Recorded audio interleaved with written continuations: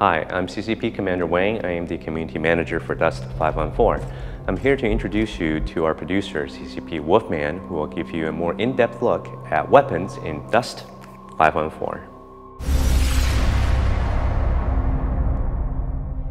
Hi, I'm Tom Farrer, a producer here at CCP, and one of the best parts of my job is working together with a design team on the weapons for Dust 514, which, in case you didn't know, is a persistent free-to-play shooter set in the notorious sci-fi universe of EVE Online.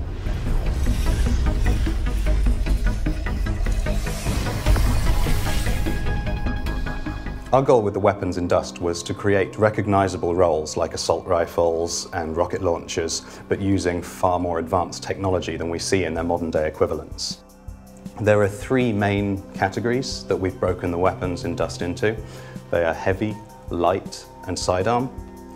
So the light weapons are the general workhorse of the battlefield. This is where you find your sort of mid-range assault rifles, your sort of mid to long-range directed energy weapons like laser rifles. It's also where you find the lighter anti-vehicle weapons like swarm launchers that fire targeted missiles using lock-on. The heavy weapons, these are all about raw power. They can only be equipped by heavy armor, so you won't be running around the battlefield with them very quickly. But with weapons like the rail-based forge gun, you're going to be inflicting massive damage to vehicles. And then there is the sidearm. This is your backup. This is when you've been sort of fought into a corner, you've run out of bullets, you quickly pull out your scrambler pistol, which has a fantastic ability to scramble the enemy's brains, giving it very high headshot damage, or your SMG, so you can pray and spray that you hope you're going to drop that guy before he drops you. Dust 514 is all about customization, and weapon specialization is at the heart of that.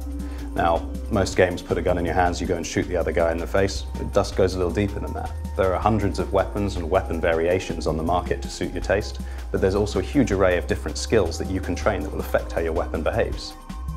As you play the game, you'll earn skill points, and you'll earn ISK, our in-game currency.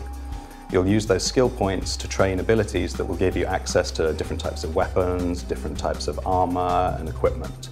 Then you'll use the ISK that you earn to go to the marketplace and buy these items. This gives you a lot of choice in terms of how you progress. Do you go wide and gain access to a broad range of different equipment?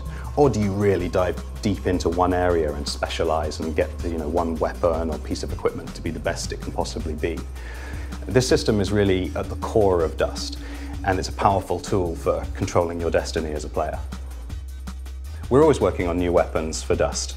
The game is constantly evolving, and I don't think we're ever going to run out of ideas. I mean, ourselves, we have an enormous list of things that we like to do, and the players are constantly giving us suggestions and ideas for new types and variations. I mean, it's enough to keep us busy for years.